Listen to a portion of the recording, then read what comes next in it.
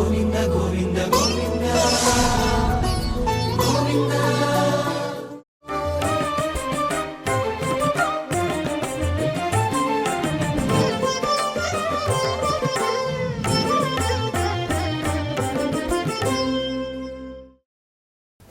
నమో వెంకటేశాయ. జ్యోతిర్వేదం కార్యక్రమానికి సుస్వాగతం. మానవ జీవన మనుగడకు అవసరమైన భూత భవిష్యత్ వర్తమాన కాలాలకు సంబంధించిన వేద విజ్ఞానమే జ్యోతిష శాస్త్రం. ఈ జ్యోతిష శాస్త్రంలోని వైజ్ఞానిక విశేషాల సమాహారమే మన ఈ జ్యోతిర్వేదం కార్యక్రమం. మన దైనందిన జీవితంలో గ్రహాల ప్రభావాలతో పాటు ఛాయాగ్రహాల ప్రభావాలు కూడా ఉంటాయి అంటారు కదా. ఈ ఛాయాగ్రహాల గురించి వివరించడానికి మన స్టూడియోకి విచ్చేశారు ప్రముఖ ఆధ్యాత్మికవేత్త, జ్యోతిష శాస్త్రవేత్త ఆచార్య సాగి కమలాకర శర్మ గారు. నమస్కారం గురువుగారు. నమస్కారం అమ్మ. భారతీయ జ్యోతిషంలో ఇతర గ్రహాలతో పాటు ఛాయాగ్రహాలు కూడా ఉంటాయి అంటారు కదా. ఈ ఛాయాగ్రహాల గురించి వివరిస్తారా? వినా వెంకటేశం ననాథో ననాథ సదా వెంకటేశం స్మరామి స్మర. ఓం నమో వెంకటేశాయ. భారతీయుల దృష్టిలో నవగ్రహాలు ఉన్నాయి. పాశ్చాత్యుల దృష్టిలోనూ కూడా నవగ్రహాలే ఉన్నాయి. భారతీయుల దృష్టిలో ఉన్నటువంటి నవగ్రహాలకు పాశ్చాత్యుల దృష్టిలో ఉన్న నవగ్రహాలకు తేడా ఉంటుంది.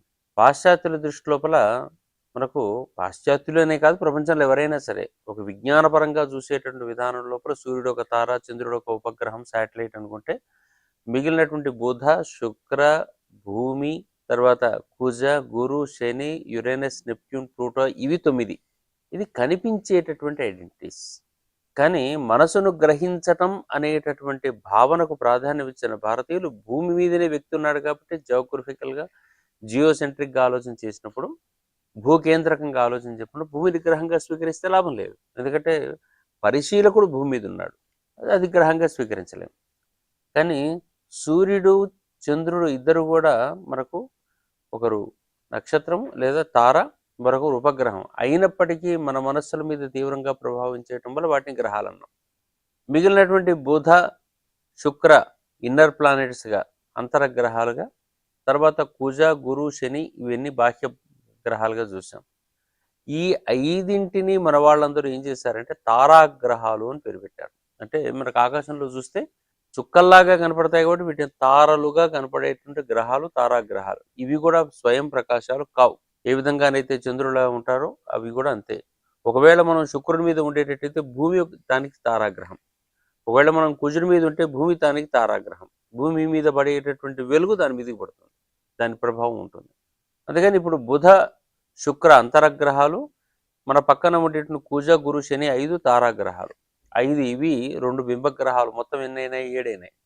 యురేనస్, నెప్ట్యూన్, ప్లూటోలకు మనకు మొదటి నుంచి స్వీకరించలేదు. ఇంద్ర, వరుణ, యమ అనే గ్రహాలు.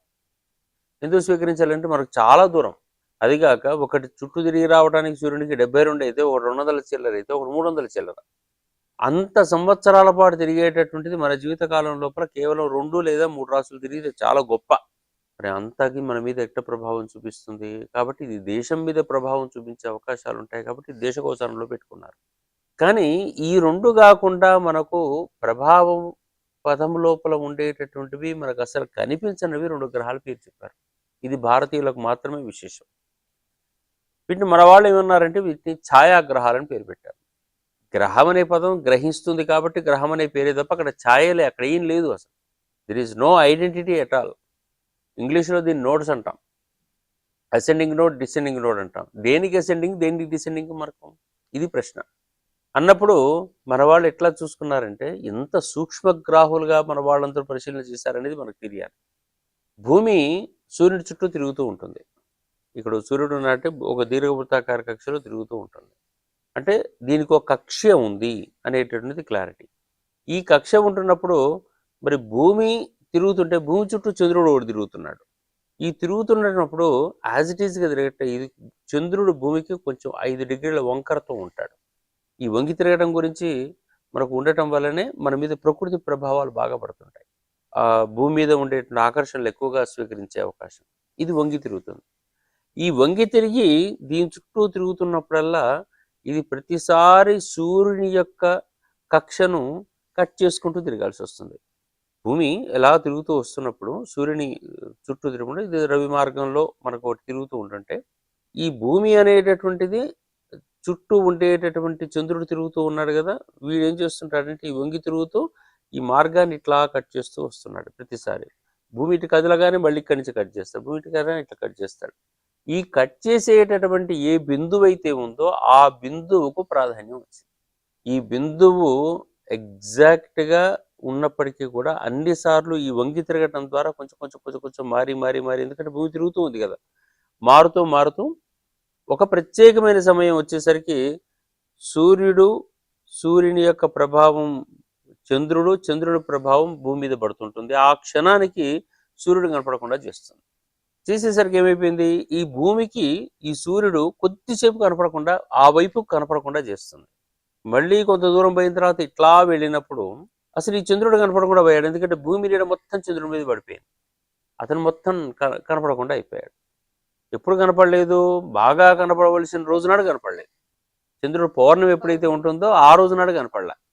ఇది రిపీటెడ్గా కనిపించడం మొదలుపెట్టింది. ఇదేంటి, ప్రతి సంవత్సరం కూడా ఇవేవో చిన్న చిన్న చేంజెస్ వస్తున్నాయి.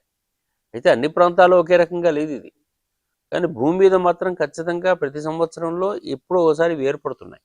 ఈ మార్పులను అధ్యయనం చేసి ఈ తిరిగేటటువంటి కక్షలోని కట్ చేసేటటువంటి ఏ బిందువులు అయితే ఉన్నాయో, అది ఉత్తరం వైపు దక్షిణ వైపు కట్ చేసేటువంటి బిందువులను ఒకదానికి రాహు అని, ఇంకో దానికి కేతు అని పేరు పెట్టారు.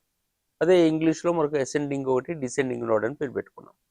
మరి వీటి ప్రభావం ఏంటుందయ్యా, మనకేముంటుంది అంటే ఏవైనా ఇవి ఆ ప్రత్యేకమైనటువంటి బిందువులు కట్ చేస్తున్న వల్ల కూడా ఈ భూమి మీదకి దాని యొక్క నీడలను ప్రవహింపజేస్తున్నాయి. అందుకనే వీటిని ఛాయలు అన్నారు. నీడ, వెలుగుకెంత ప్రభావం ఉంటుందో నీడకంతే ప్రభావం ఉంటుంది. ఒక లైట్ ఉంది, లైట్ వైట్ అనుకోండి, దాని చుట్టూ ఎరుపు రంగు కాగితం చుట్టాం, దట్ ఈజ్ రెడ్ కలర్ అంటాం. వెనక లైట్ ఉంది, ముందుకు రెడ్ది చుట్టాము, ఇప్పుడు ఏమైపోయింది, మన మీద ప్రభావం ఏం చూపిస్తుంది, ఎరుపు రంగు ప్రభావం చూపిస్తుంది.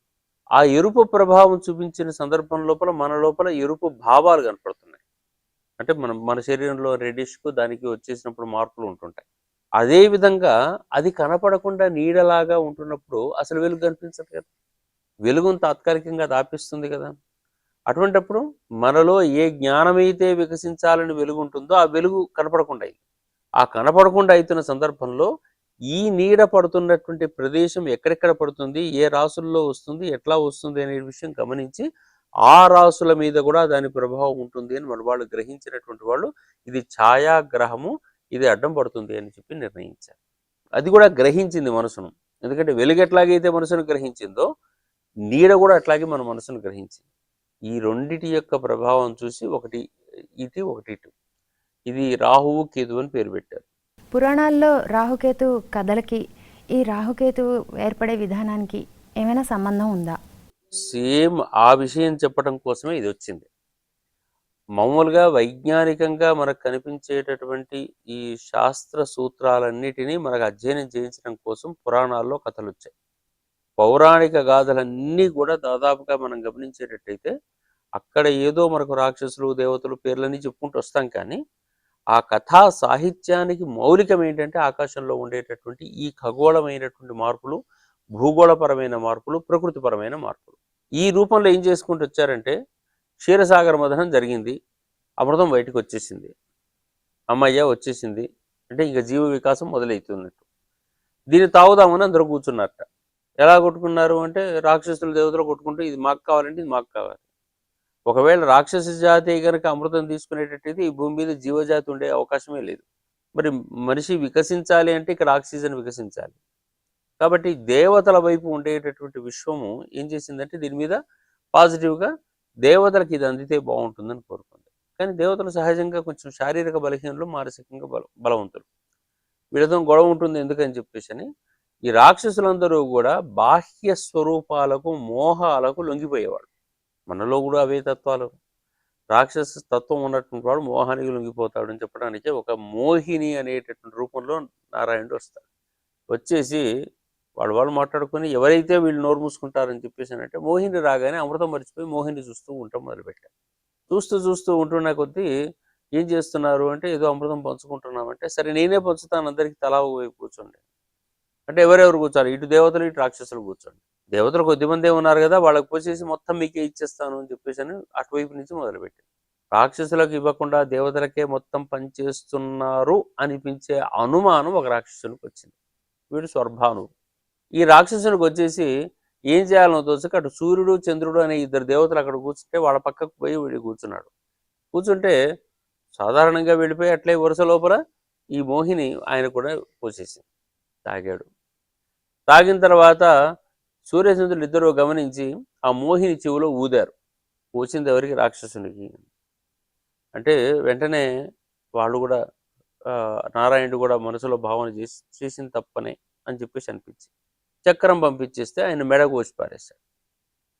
కోసేస్తే అప్పటికే మెడకు జారి అమృతం ఉంది అనేటువంటి భావన చెప్పి ఏం చేస్తారు, ఇది 2 ముక్కలుగా విడిపోయింది కాబట్టి ఈ 2 భాగాలు కూడా అమృతం స్వీకరించడం వల్ల 2 బతికాయి. 2 బతకడం వల్ల ఇది తల భాగం రాహు అయిపోయింది, తోక భాగం ఏదో మొండెం భాగం అంతా కేతు అయిపోయింది అని చెప్పుకుంటూ వస్తుంటారు. నిజానికి ఈ కథను కొంచెం జాగ్రత్తగా ఆధునికంగా ఆలోచించిస్తే, మీరే మీ పిల్లవాడికి చెప్తున్నారు అనుకోండి, చెప్తుంటే అవును గాడ్ నోస్ ఎవ్రీథింగ్ కదా, ఆయనకు తెలియదా అక్కడ కూర్చున్నవాడు రాక్షసుడని, వాడికి ఏదో మాయమాటలు చెప్పి పంపించాలి కానీ వాడికి ఎట్లా పెట్టారు అని చెప్పేసి ప్రశ్న వేస్తే మన దగ్గర ఆన్సర్స్ ఉండవు. అందుకని పురాణ కథలకు అన్నిటికీ ఆన్సర్స్ దొరకవు. పోనీ ఈ ఆన్సర్ పక్కకు పెట్టిన తర్వాత ఏదో ప్రమాదో ధీమతామపి నాయన ఏదో అట్లా అయిపోతుంటుంది, అటువంటిది పెద్దగా పట్టించుకోవద్దు, దేవతలైనా రాక్షసులైనా అందరికీ ఉంటాయి కదా అని ఏదో మనం సమన్వయం చేసిన. రెండో భాగం ఏంటి మరి, ఆ కోసేసి ఏదో చక్రం పంపించినప్పుడు ఎక్కడ దాకా దిగిందో చూసి దాని తర్వాత కట్ చేస్తే ఒకడే మిగిలేవాడు కదా, రెండెందుకు ఉండాలి అని చెప్పేసి ప్రశ్న వేస్తే అక్కడ మనకు మళ్ళీ పురాణ కథ వంగిపోతుంది. అంటే పౌరాణిక గాథ అనేటటువంటిది ఎందుకు ఏర్పడుతుంది అంటే ఖచ్చితంగా మౌలికమైన ఒక వైజ్ఞానిక అంశాన్ని చెప్పడం కోసం వస్తుంది కాబట్టి దాంట్లో ఈ ఈకలన్నీ లాగద్దు. మనం దీని మూలమైన విజ్ఞానం ఏంటో వెతుక్కోవాలి. ఆ విజ్ఞానాన్ని సాధారణమైన వ్యక్తులకు అందజేయడానికి మన పౌరాణికవేత్తలు పడ్డ కష్టాలను అర్థం చేసుకోవాలి. ఇంత చిన్న కథ లోపల అందరికి హత్తుకునేటట్టుగా ఒక మోహిని పాత్రని క్రియేట్ చేసి వాళ్లకు అమృతం పోసినట్టు చేస్తుంటే మధ్యలో ఒకరు వచ్చారు, సూర్యునికి చంద్రుడికి మధ్యలో కూర్చున్నారు. ఆ స్వర్భాను 2 మెడ అమృతం మొదలు తాగటం, మెడ తీసేయటం, 2 భాగాలుగా మారటం, 2 బతకటం, ఈ 2 రాహుకేతు ఏర్పడటం. అసలు ఆకాశంలో రాహుకేతువులు ఉన్నారన్న విషయమే తెలియని రోజుల్లో పురాణవేత్త రాహుకేతువుకు సంబంధించిన ఇంత పెద్ద వివరణ ఇచ్చి మనకు అసలు ప్రపంచంలో ఏ వైజ్ఞానిక శాస్త్రాలు చెప్పని రోజుల్లో పురాణ కథ చెప్పారు. ఇంత గొప్పది భారతీయ ధర్మం. ఒక అయనాంశ గురించి చెప్పినా, ఒక గ్రహణం గురించి చెప్పినా, వీటన్నిటి గురించి ఇదే విషయం చెప్పడానికి ప్రయత్నం చేశాయి. ఇవన్నీ ఎందుకు అవసరమైనాయి? గ్రహణం చెప్పడానికి అవసరమైనాయి. ఎందుకు కనపడట్లేదు అంటే రాహుకేతువు అడ్డం వస్తున్నారు. రాహుకేతువులు ఉంటారా? ఉండరు. కానీ చెప్పకపోతే ఒక ఐడెంటిటీ అంటూ ఊహించకపోయేటట్టయితే మన వాళ్ళు గుర్తించరు. కాబట్టి ఐడెంటిటీ చెప్పడం కోసం మొదలుపెట్టి కథ చెప్పుకుంటూ వచ్చారు. అందుకని ఈ 2 నోట్స్ కూడా మనకు కదులుతూ ఉన్నాయి. 18.5 సంవత్సరాలకు ఒకసారి ఇవి కూడా సూర్యుడి చుట్టూ తిరిగి రావడం మొదలు పెడుతున్నాయి. ఈ నోట్స్ మూమెంట్ చాలా స్లోగా ఉంటుంది.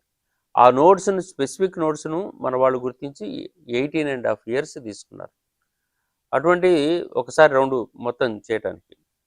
అటువంటి స్థితిని మన వాళ్ళు స్వీకరించిన విధానం మనకు ఉంది కాబట్టి దానిని మనం ప్రత్యేకంగా ఛాయాగ్రహాలు అనే పేరుతో చెప్పుకుంటూ వచ్చారు. ఇప్పుడు ఏమైపోయినాయి? బింబగ్రహాలు 2, ఛాయాగ్రహాలు 2, తారాగ్రహాలు 5, మొత్తం కలిపి నవగ్రహాలుగా భారతీయ భావంలో ఇది స్థిరమై కూర్చున్నాయి అన్నమాట. గురుగారు, ఈ రాహుకేతువులు ఏర్పడే విధానంలో గ్రహణాల ప్రస్తావన వచ్చింది కదా, ఈ గ్రహణాలు ఎలా ఏర్పడతాయి? బింబగ్రహాలుగా మనం భావన చేసేటటువంటి 2 గ్రహాలు సూర్యుడు, చంద్రుడు. మిగిలినవి గ్రహాలే కానీ అవి అంతగా మన మీద వెలుగు చూపించట్లేదు.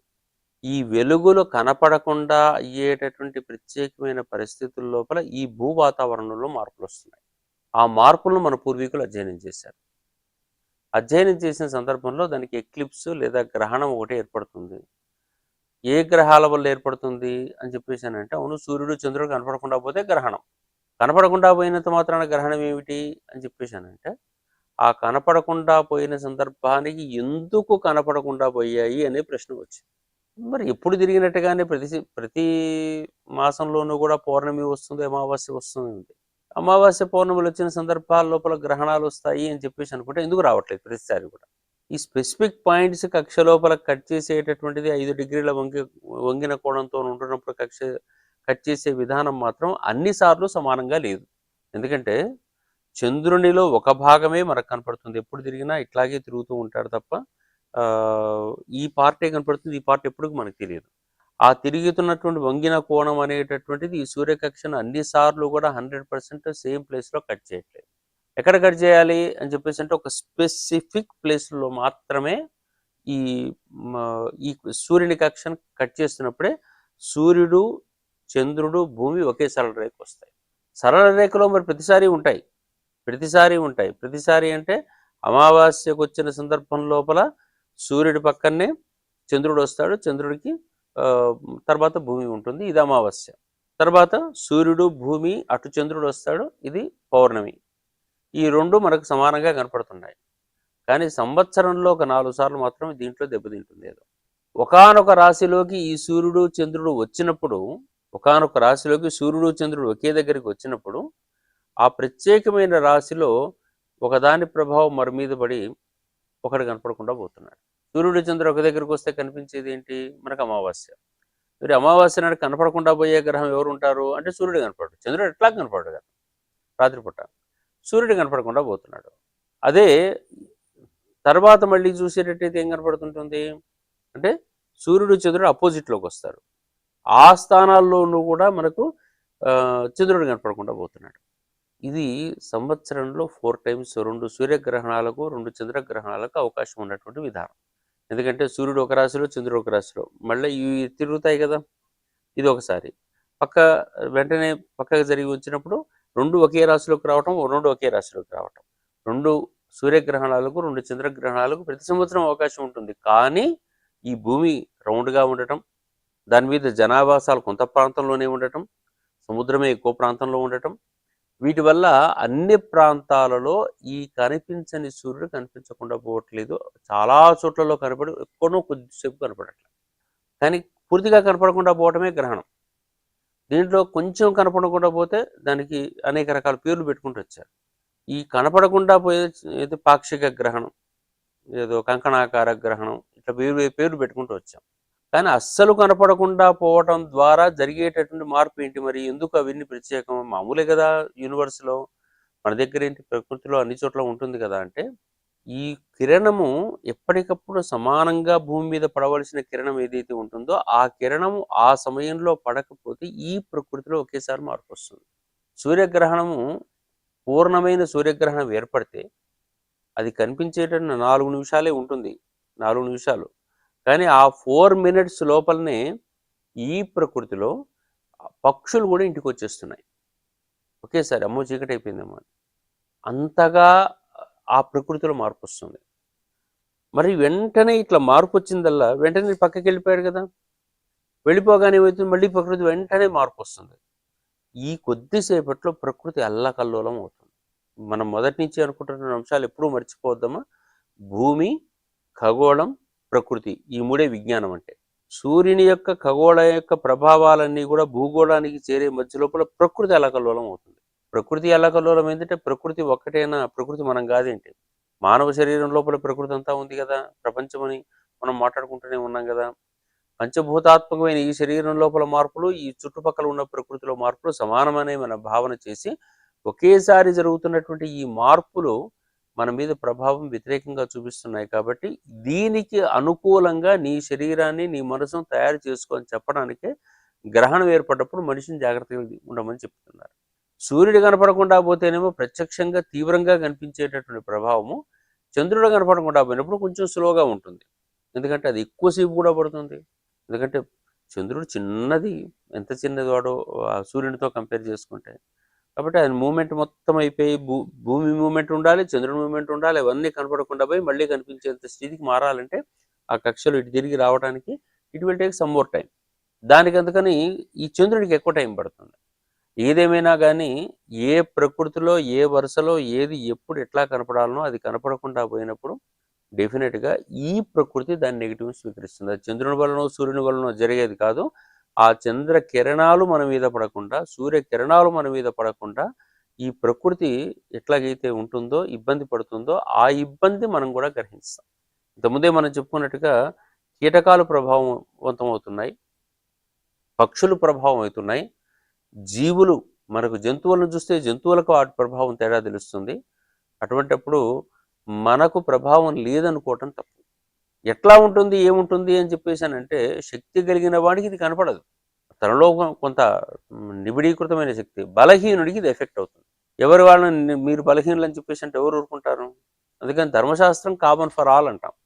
అందుకని ఆ శక్తిని సమకూర్చుకునే విధానం లోపల ఏ ఏ కిరణాలు మన మీద ప్రభావం చూపిస్తున్నాయో ఆ కిరణాల యొక్క ప్రభావం మీ మీద పడకుండా మిమ్మల్ని మీరు బలోపేతం చేసుకోండి అని చెప్పడానికే గ్రహణకు సంబంధించినటువంటి శాంతి విధానాలు అవన్నీ కూడా.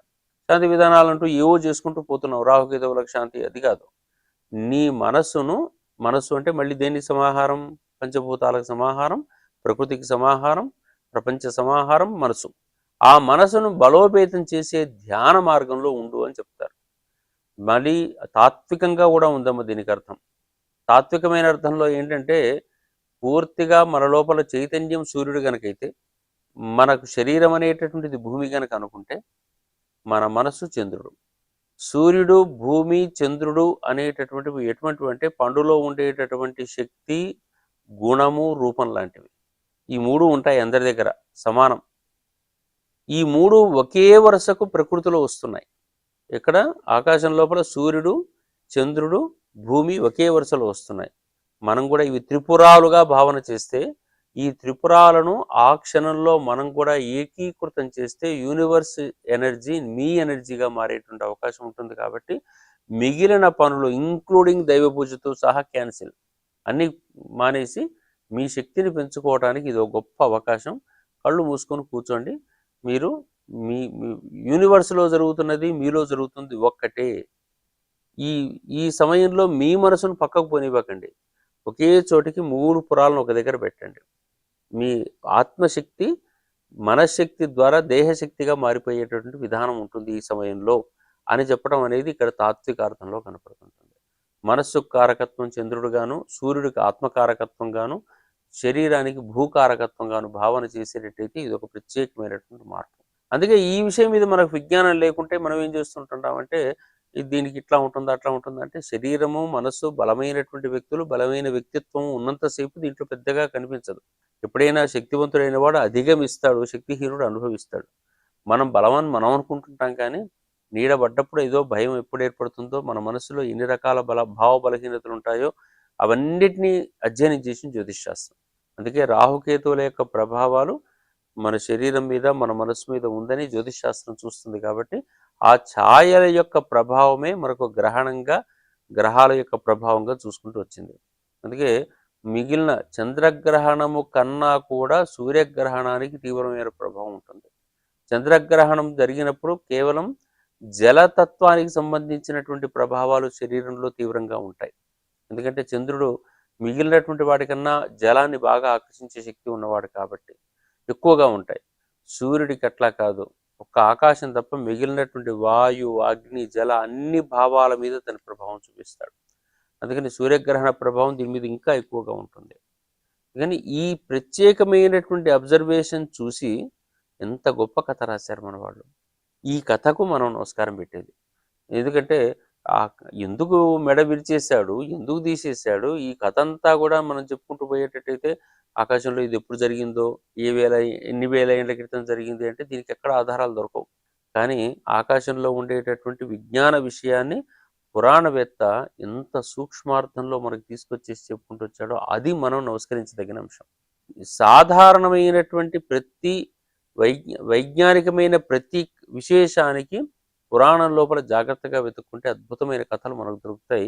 దాంట్లో జ్యోతిషపరంగా ఒక క్షీరసాగర మదనం వెతుక్కున్న, ఈ మోహిని కథ ద్వారా మనకు అమృతం స్వీకరించే కథను వెనుక్కున్న, ఇవన్నీ కూడా ఆ కథలకు సంప్రదాయంగా తీసుకొచ్చాయి. ఇవే ఛాయాగ్రహాలు, గ్రహణానికి సంబంధించినటువంటి అంశాలమ్మ. ఛాయాగ్రహాలు, గ్రహణాల గురించి ఎన్నో వైజ్ఞానిక విశేషాలను వివరించినందుకు శ్రీ వెంకటేశ్వర భక్తి ఛానల్ తరపున మీకు మా ధన్యవాదాలు. జ్యోతిష శాస్త్రంలోని మరిన్ని వైజ్ఞానిక విశేషాంశాలతో జ్యోతిర్వేదం తరువాయి భాగంలో మళ్ళీ కలుసుకుందాం. ఓం నమో వెంకటేశాయ.